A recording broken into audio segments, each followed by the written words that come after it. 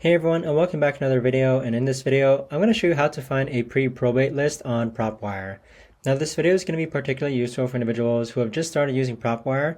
How do you actually go ahead and find that pre-probate list so that you can actually get a certified lead with pre-probates? Now with that being said guys, this video is going to be short, sweet, and simple. There's not going to be a lot of steps involved.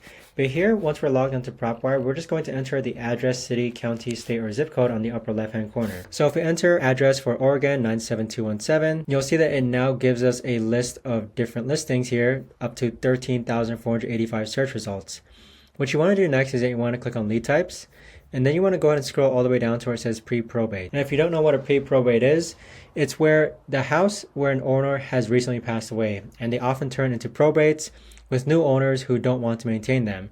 So if you click on pre-probates, you'll see that these homes have now been narrowed down to 62 search results. So if you want to export this list, all you've got to do is click on this select all button, and then click on this export button here.